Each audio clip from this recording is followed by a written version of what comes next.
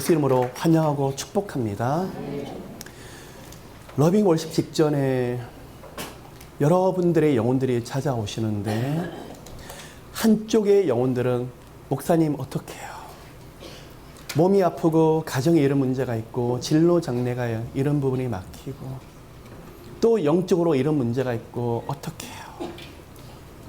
또 다른 쪽의 부류의 분들은 목사님 생각지 못했던 방법으로 하나님이 은혜를 주시는데 내가 무엇이 간데 하나님이 이런 은혜를 주십니까? 라고 고백하는 분들도 함께 있습니다.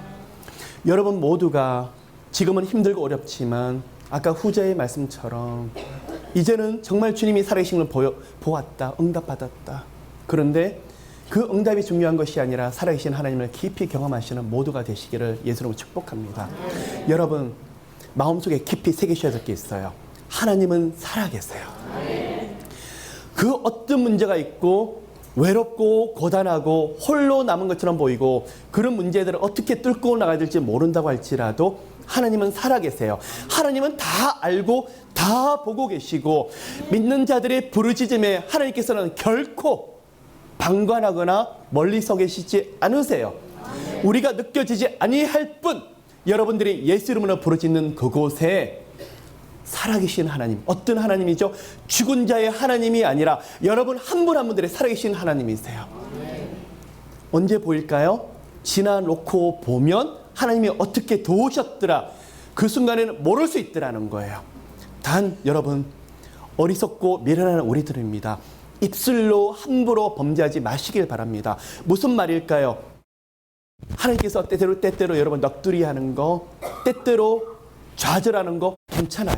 하나님이 안 계시는 것처럼 여러분 인격적으로 하나님을 무시하는 일들은 없으시기를 예수님으로 축복합니다. 그래서 이 모든 과정들을 지나가면서 하나님 보여주세요. 그렇지, 하나님은 살아계시지. 여러분 말씀을 듣더라도 이 말씀들이 단순한 지식에서 나오는 말씀은요 힘이 없습니다. 똑같은 말씀을 여러분이 전하는데 공부하는 시간에서 경험했던 그 하나님을 경험한 분들은요 입술에서 성령의 불이 쏟아져요. 왜 그럴까요? 감격과 감동이 있고 예수 그리스도의 생명이 그 안에 있기 때문에 그렇습니다. 여러분 모두가 그런 영혼들을 되시기를 축복합니다. 하나님이 동행하시는 그 은혜 한 가지면 있으면 여러분 살게 될 것입니다. 두 번째 영적인 팁입니다. 여러분 때때로 기도가 힘들 수 있어요. 근데 분명히 우리가 구별하셔야 될 게 있어요. 교회를 갔다 왔다. 그리고 교회 기도 시간에 새벽 기도든 아니면 교회 모임이든 갔다 왔다 하면 어떻게 되죠? 제 마음이 나도 모르게 포곤할 수 있더라는 거예요. 그런데 그 가운데 분별이 필요해요. 기도원을 갔다 옵니다. 그런데 기도원 바깥들과 안뜰만 갔다 왔는데 기도는 하질 않았어요. 기도원 갔다 왔는데 마음이 포곤해요. 뭐가 문제일까요? 하나님의 존전에 갔다 온 것이 아니라 나 홀로 기도원에 내가 다녀온 거예요. 이건 별개의 문제들이라는 것입니다. 마찬가지입니다. 여러분 나도 모르게 영적인 형식에 갇혀있을 때가 되게 많더라는 거예요. 뭐가 문제일까요? 살아계신 하나님이 생명이시고 예수 그리스도의 능력이 있는데 한 번도 경험하지 못하는 신앙생활 할 때가 너무 많이 있더라는 거예요.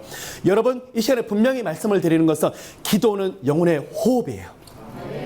그런데 힘들어요. 여러분 앉으면요 기도하러 앉으면 잡념들 다 올라와요. 분노 혈기들 다 올라올 수 있어요. 미움도 올라올 수 있어요. 그때마다 너무나 많은 고민들과 갈등들이 올라오는데 기도로 앉으면 참 신기한 일들이 많이 있어요. 어떨 때는 영적으로 정신적으로 몸에서도 별별 현상들이 다 나타날 수 있어요. 마귀가 공격하면요. 그런데 여러분 10분 15분의 시간이 너무나 중요합니다. 그 자리에서 일어나시면 안 돼요. 그래서 끙끙거린다고 할지라도 일어나지 마시고 그 자리에 어떻게 하셔야 될까요? 기도의 문을 여셔야 돼요. 기도의 문이 열릴 때까지. 그러면 기도의 문은 어떻게 열까요? 주님 이름 계속 부르짖으십시오. 주님, 주님. 그리고 기도하고 느끼십시오. 어떨 때는 튕하고 튕겨 나올 수 있어요. 기도가 그만큼 어려워요. 언제까지요? 어느 날 예수 이름은 부르짖는데 사방에 아무것도 느껴지지 않고 너무나 평안한 그런 것들이 오더라는 거예요. 여러분 어떨 때는 훈련이 되시지 않은 분들은 주님 눌리면요 주님 이름, 예수님 이름 부르는 게 너무나 힘들어요. 참 신기하지 않습니까? 옆 사람하고 제잘 그리면서 말을 할 수 있는데 왜 영적으로 주님 이름 부르는 게 그렇게 힘들까요? 영적인 공격이 너무 많아서 그래요.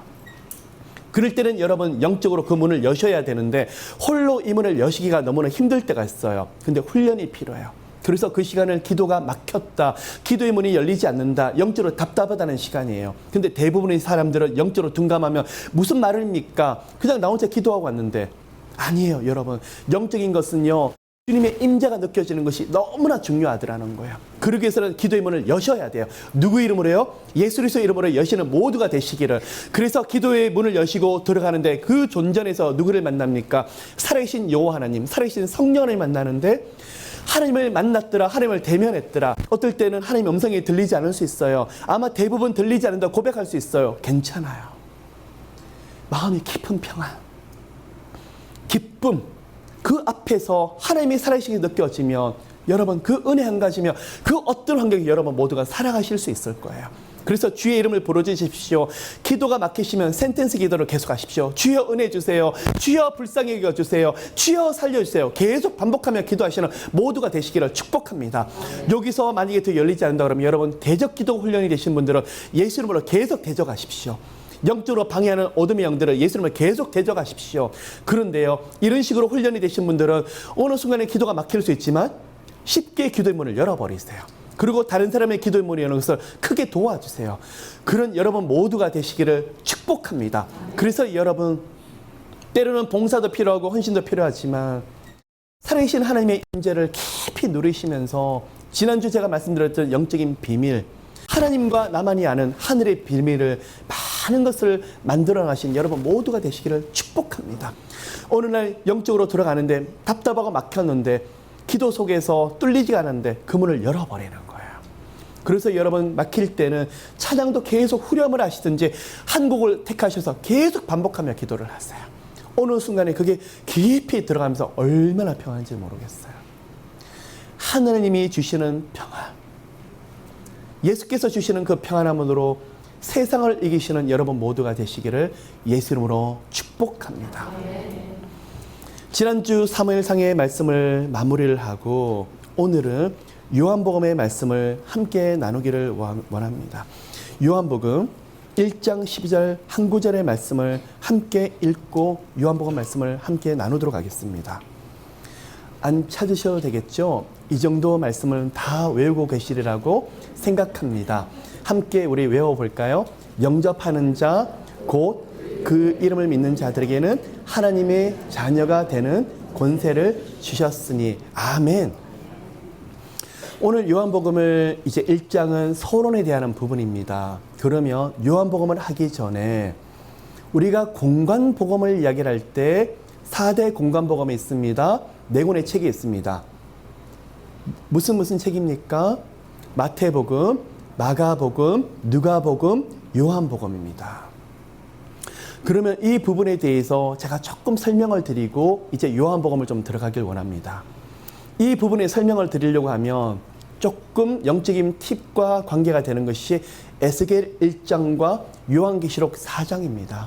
여러분, 에스겔서 1장을 보시면 하나님께서 에스겔을 그발 강가에서 부르시는데 25살 때 포로로 끌려갔다가 그의 날이 30살에 부르십니다.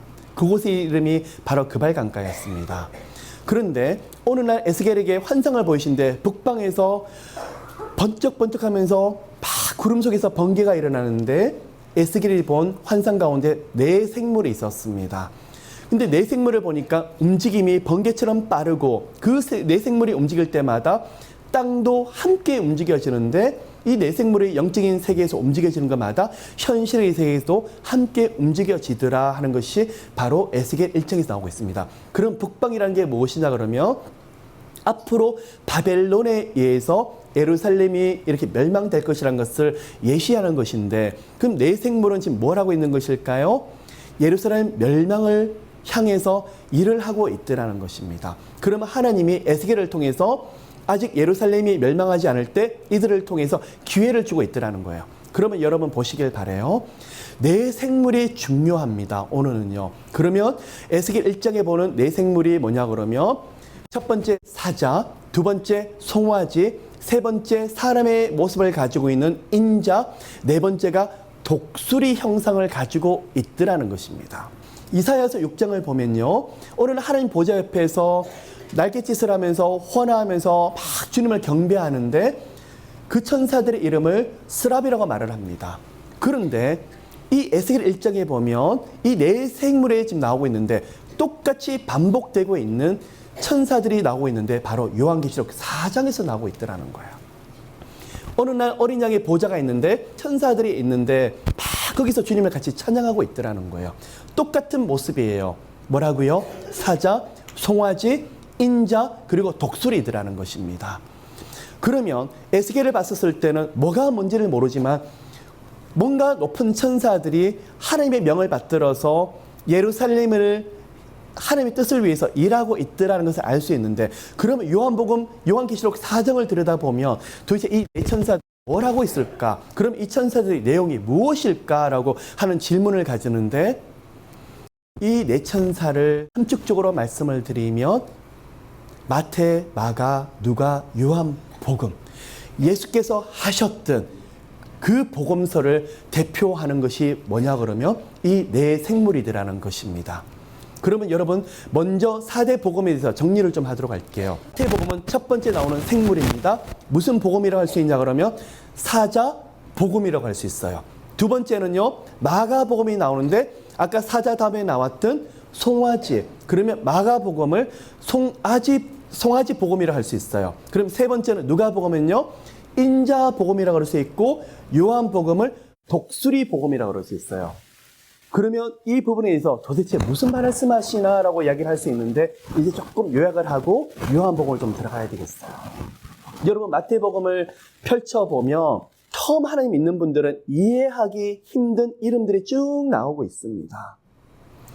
아브람과 다윗의 세계라 그러면서 아브람부터 다윗까지 14대요. 다윗부터 바벨론까지 14대요. 바벨론부터 예수께서 태어나실까지 14대에 이르러서 족보에 대한 이야기가 나타나고 있더라는 것입니다. 그러면 마태복음의 독자는 누구냐 그러면 이방인이 아니라 족보에 익숙한 유대인이더라는 거예요.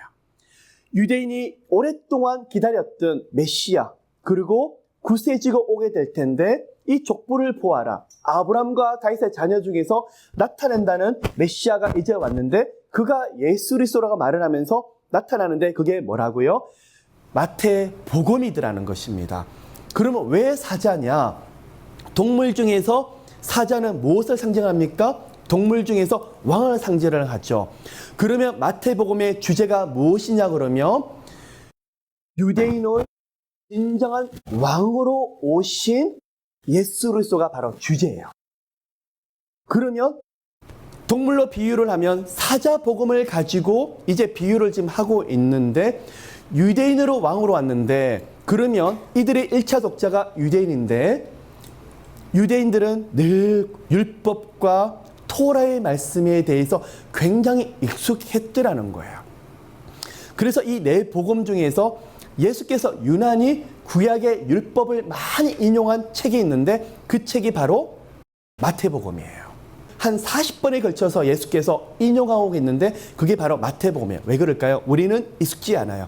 유대인들은 율법에 익숙하기 때문에 그걸 보면서 너희들이 이 율법을 봐라. 그런데 예수께서 그것을 해석해 주면서 초점을 맞추는 게 있어요.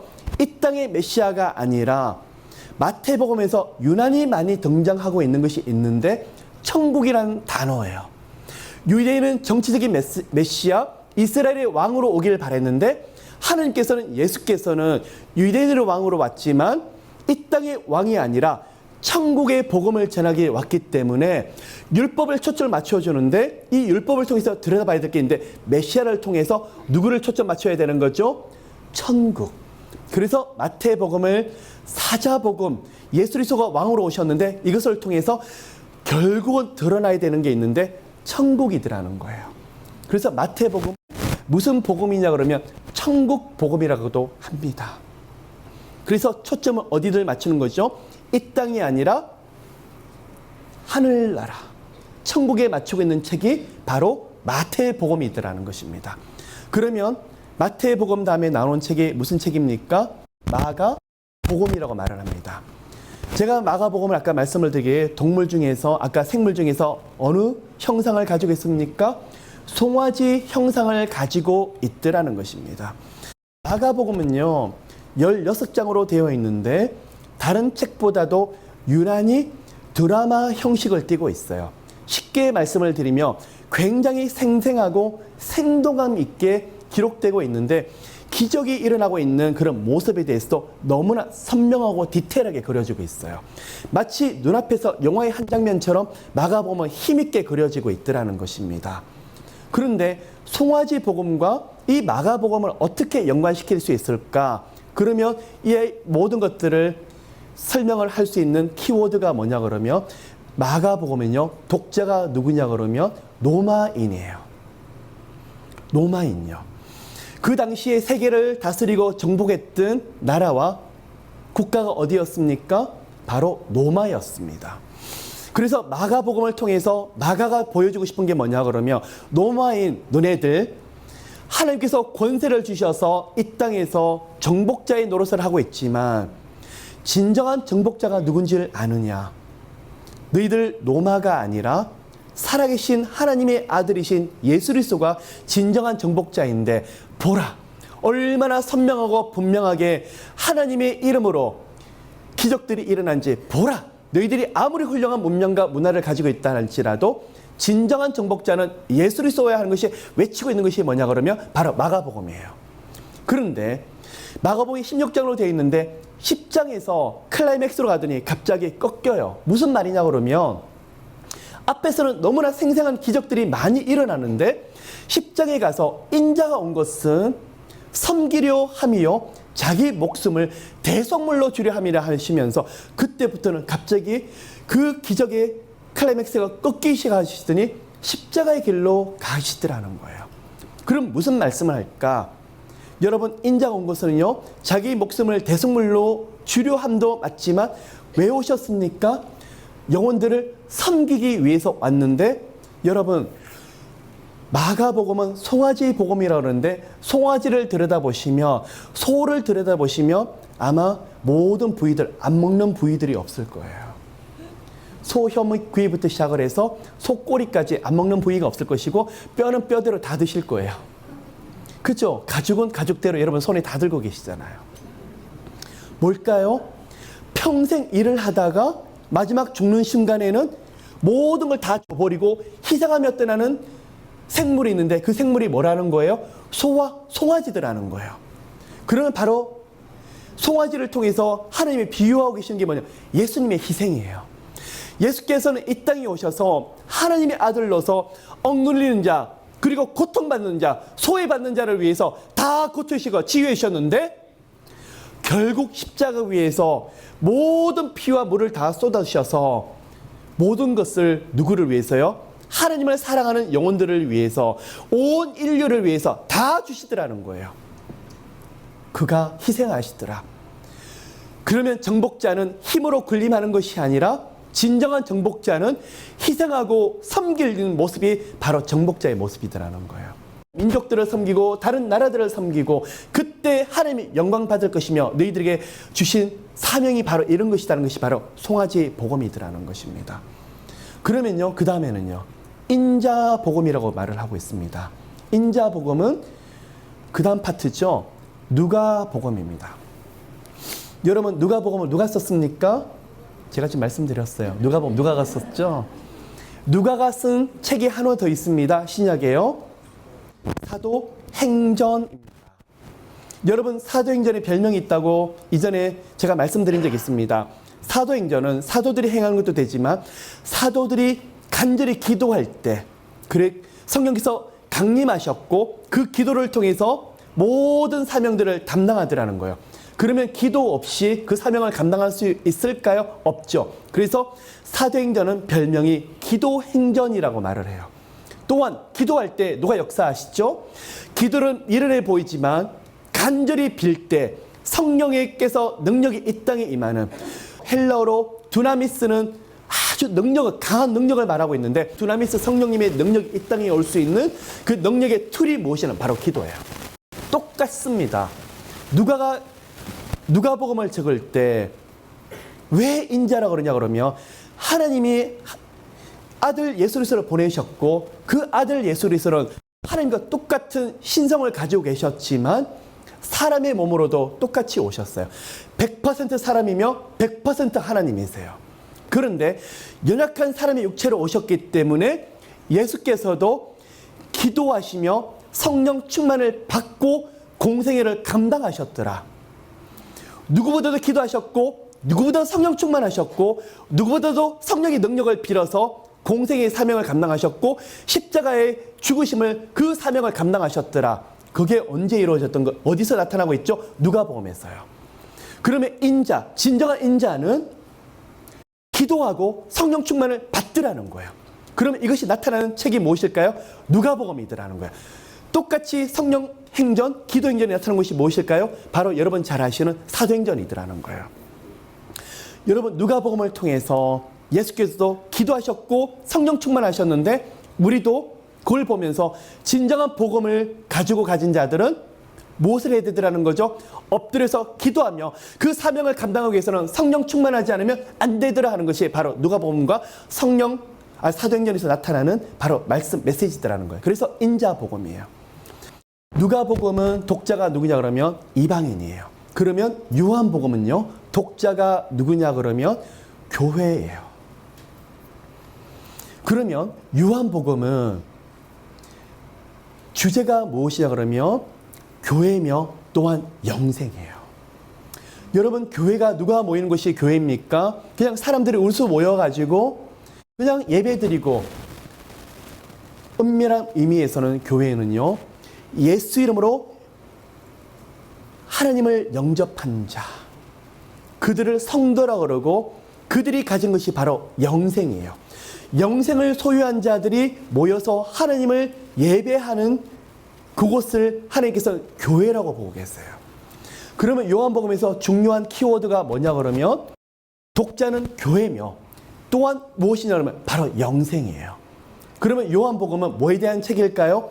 영생에 대한 책인데 마태, 마가, 누가 누가복음과 다른 요한복음의 모습이 무엇이냐 그러면 유난히 예수께서 개개인을 만나는 모습들이 많더라는 거예요. 요한복음 3장을 들여다보시면 니고데모라는 이야기가 나옵니다. 여러분 기억을 하십니까? 요한복음 3장 16절 너무 유명한 말씀. 하나님이 세상을 이처럼 사랑하사 독생자를 주셨으니 이는 저를 믿는 자마다 멸망치 않고 영생을 얻게 하려 하십니다. 여러분 아마 이 말씀을 다 외우시고 이 말씀을 통해서 예수를 영접하신 분이 되게 많으실 거예요. 그런데 이 말씀은 온 인류 모든 교회에 주신 말씀이지만 1차 독자가 누구냐 그러면 예수께서 니고데모에게 주신 말씀이에요. 밤에 관원이었기 때문에 산의 드립 관원이었기 때문에 몰래 나와서 자기 체면과 명예를 중시 여겼던 니고데모였지만 예수님과 대화를 하면서 주의 말씀을 들으면서 이 말씀의 변화가 되어서 처음에 나올 때는 밤에 몰래 나왔지만 예수께서 십자가에 못 박혀주셨을 때 나중에는 예수님의 시신을 달라고 하면서 침략과 유황을 와서 예수님의 시신을 빌라도에게 가져가려고 했던 사람이 누구냐 그러면 바로 니고데모더라는 거예요. 예수께서 사마리아 땅으로 돌아가셨습니다. 대낮에 모든 사람의 눈을 피해서 나왔던 여인이 있었습니다. 물을 다오. 그러면서 대화가 시작이 됩니다. 너희들이 때가 이르라니 때가 이르며 너희들이 예배를 드리는 자들은 신령과 진정으로 예배를 드릴지니라. 기억나시죠? 이 말씀의 1차 독자가 누구냐 그러면 사마리아 여인이에요. 그러면 이 말씀을 뭐냐 그러면 예수께서 한 영혼을 찾아가셔서 대화하시고 말씀을 주시는데 그 영혼이 예수를 만났더니 영혼이 변화가 있더라. 그 영혼이 영생을 얻더라. 영생 얻은 사람들이 모여서 하나님의 이름 모여서 예배를 드리는 것이 바로 교회들하는 거예요. 그래서 영생 얻은 사람들은요 무리가 아니에요. 한 명 한 명들이 하나님께 예수 이름으로 직접 가야 되는 곳이에요. 갈매기를 들여다보시면 때로 날아요. 비둘기로 떼예요. 그런데 독수리는요 혼자 날아서 태양을 향해서 날아가요. 그렇기 때문에 하나님을 향해서 예수 이름으로 하나님께 나가는 그 존재, 바로 독수리처럼 한 영혼 한 영혼들이 하나님의 향해서 성령의 날개를 달고 날아가라. 영생을 얻게 되면 내가 비상하는 것이 아니라 성령께서 하나님을 향해서 비상하게 될 것이다. 그게 뭐라고요? 독수리 복음인데 그 책이 뭐라는 거예요?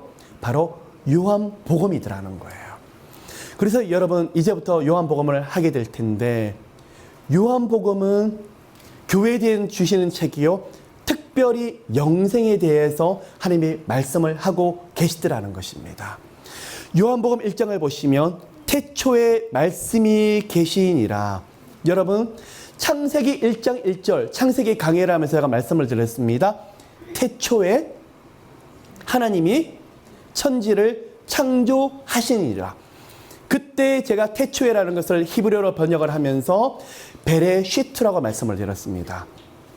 이 태초는 우리 시간이 아니에요. 하나님의 시간이에요. 영원부터 계셨고 영원까지 계실 거예요. 그러면 이 태초가 무엇이냐?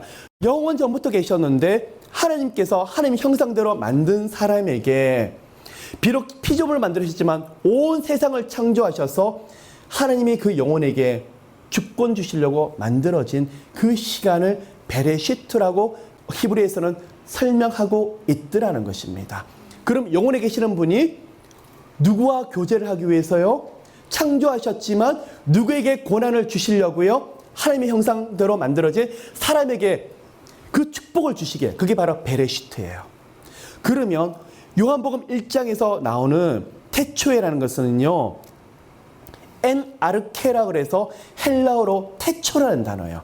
그럼 무슨 말이냐 그러면 여기서 강조하고 있는 것이 뭐냐 그러면 영원의 시간에 누가 계셨냐 그러면 성자 하나님의 아들도 그 시간까지 그 시간에도 계셨는데 이 예수께서 영원 시간에 계시다가 언제요?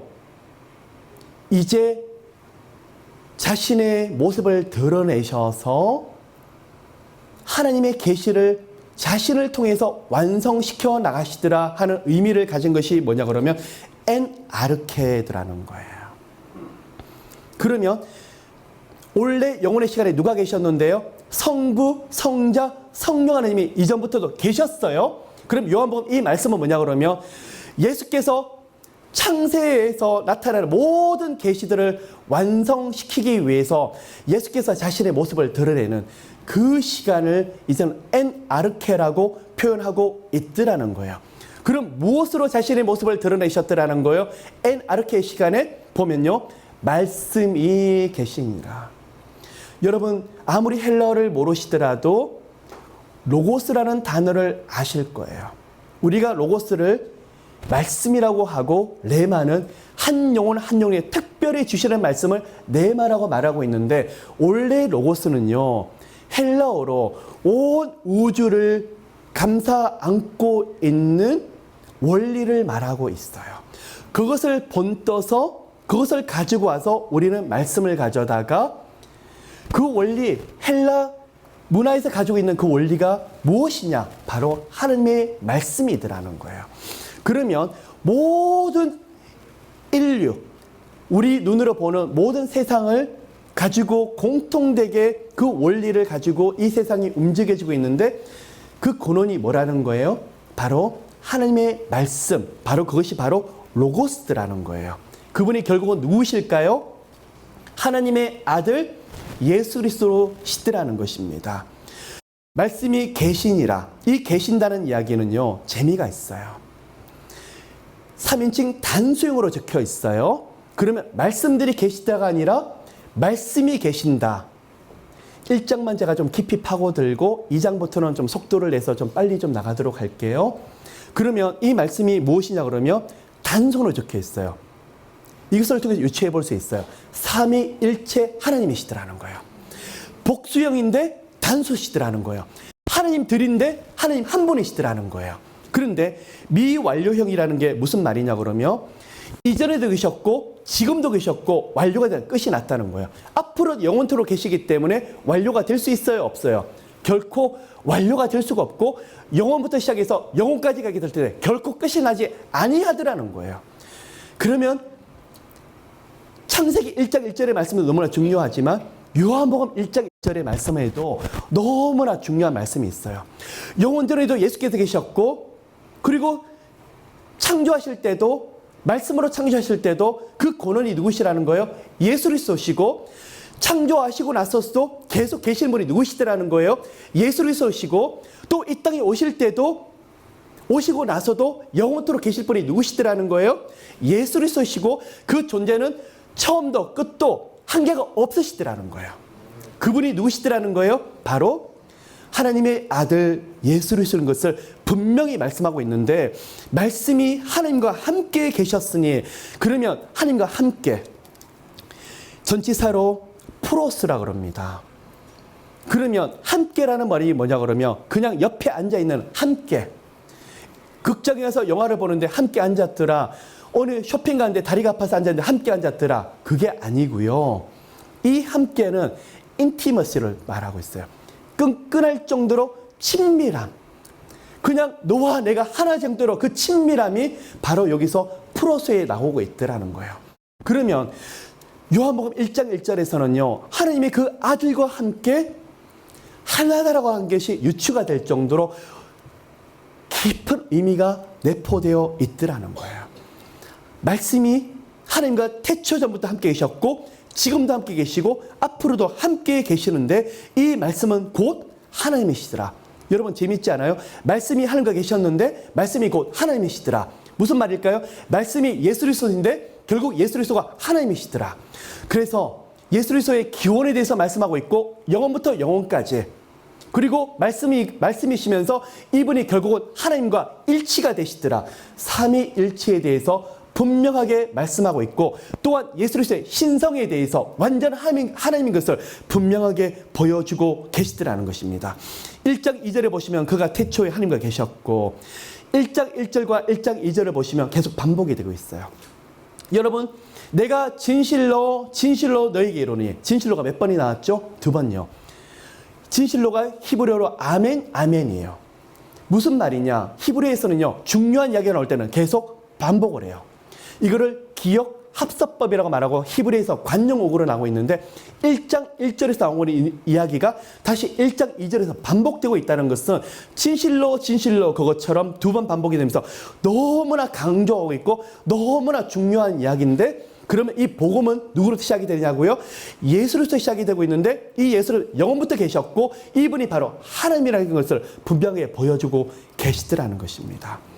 1장 3절을 보시면 만물이 그로 말미암아 지은 바 되었으니, 이 만물이란 건요, 판타라는 헬라어를 사용하고 있는데, 지금 보고 있는 이 세상의 여러 가지 물건들을 말하고 있는 것이 아니라 과거, 현재, 미래의 모든 우리 눈으로 볼 수 있는 존재하는 모든 물건들을, 이 세상의 모든 것들을 다 말하고 있는 것이 바로 판타예요.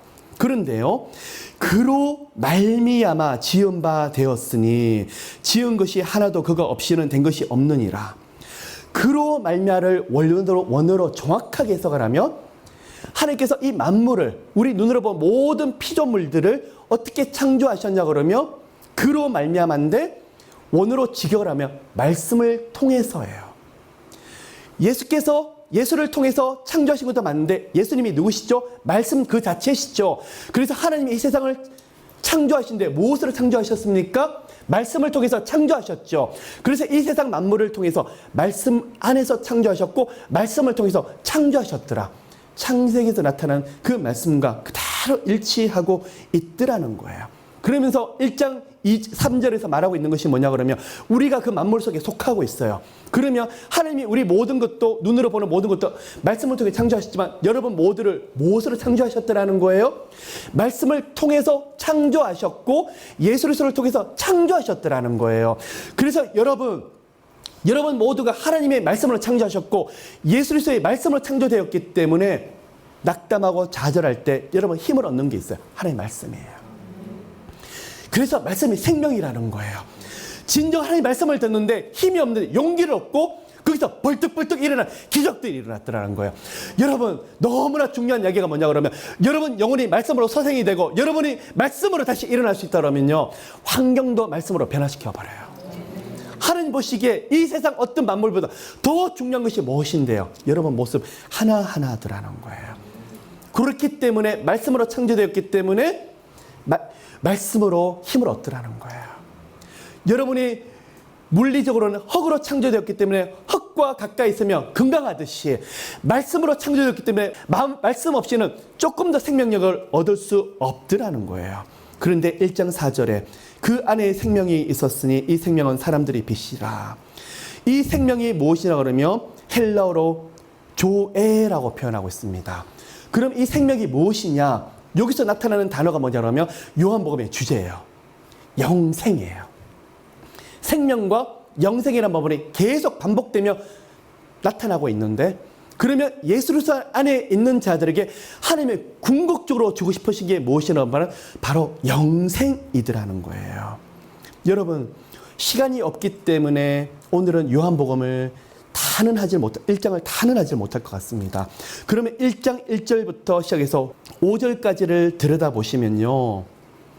빛이 어둠에 비치되 어둠이 깨닫지 못하더라. 그러면 1장 1절부터 1장 4절까지는 말씀으로 하나님이 세상을 창조하셨더라. 그래서 그 말씀이 예수를 쓰시더라. 프롤로그면서 결론을 내리고 있고요. 그 다음에 1장 5절부터 시작을 해서 1장 9절까지라고 표현하고 있는 게 뭐냐 그러면 세례 요한에 대한 이야기가 나와요. 뜬금없이 왜 세례 요한에 대한 이야기가 나오냐 그러면 여러분, 예수께서 말씀하셨죠. 사람이 낳은 자 중에서 세례 요한보다 큰 자가 없다고 말하는데, 세례 요한의 사명은 오실 예수를 영접하는 것이고 그의 첩경을 준비하는 거였어요. 그러면 세례 요한을 통해서 요한복음을 뭘 보여주느냐 그러면 갑자기 예수께서 오시는 것이 아니라 구약에서 메시아가 오신다 결국 오셨는데, 세례 요한도 하는 말이 뭐냐면 메시아가 오셨더라. 그래서 구약에 말씀하신 것이 일치되며 그것이 응답되었다라는 것을 세례 요한을 통해서 보여주고 있더라는 거예요. 갑자기 뜬금없이 나타난 말이 아니라 구약에서 나타나는 하나님의 계시에 대한 연결성이 나타나고 있고 계시에 대한 완성이 결국 예수를 통해서 이루어지고 있는데, 그것을 세례 요한을 통해서 증거하고 있는 모습이더라는 거예요. 그 다음에 10절부터 시작을 해서 13절까지 그가 세상에 계셨는데, 예수께서는 이 땅에 오셨는데, 그런데 세상에서는요 저를 전혀 알아보질 못하고 인정치도 아니하고 받아들이려고 하지 않더라는 거예요. 그러면 요한복음에서 1장의 세 번째 단락에서 하고 싶은 것이 무엇이냐 그러면 세상의 반응이에요. 이렇게 말씀을 창조하셨는데 요한복음 통해서 구약의 말씀들이 맞다는 것을 보여주셨고 계시가 완성이 되었는데, 세상 사람들은 조금 더 받아들이지 아니하는 모습을 가지고 있더라는 거예요. 그런데 13절 말씀이 육신이 되고 우리 가운데 거하고, 그 다음부터 18절까지 나타나는 말씀이 뭐냐 그러면 세상은 그렇지만 영접하는 자들 그리고 예수 이름을 믿는 자들은 그들의 믿음의 고백을 하는데 결국은 예수께서 완전한 하나님이시며 완전한 사람이 된다는 것을 이 단락을 통해서 분명히 보여주고 있더라는 것입니다. 그러면 하나님께서는 이 말씀 전체를 통해서 하시고 싶은 말씀이 뭐냐 그러면, 비록 영생의 말씀을 우리 모든 인류에게 주셨지만 여전히 세상 가운데에서는 모르고 있는데, 영접하는 자 그가 가지고 있는 것이 무엇일까요? 바로 영생이더라는 거예요. 영생을 가진 자들만이 누구를 만날 수 있죠? 예수 그리스도를 만날 수 있고 하나님을 누릴 수 있더라는 거예요. 그런데 이 영생은 제가 다음 주는 요한복음 1장 4절부터 이제 들어갈 텐데요. 이 영생은 과거에만 영접하는 걸로 지속되는 것이 아니라 아까 우리가 함께 읽었던 요절이 뭐였죠? 영접하는 자. 이 영접하는 자 단수으로 적혀 있어요. 복수가 아니라 한 명 한 명들이 한 영혼들이 예수를 만나야 돼요. 중요한 게 있어요. 영접했죠? 곧 그 이름을 믿는 자들이 나오고 있죠. 근데 믿는다라는 이야기는요, 오늘을 보면 과거에 믿는다는 것이 아니라 오늘도 끊임없이 믿더라는 거예요.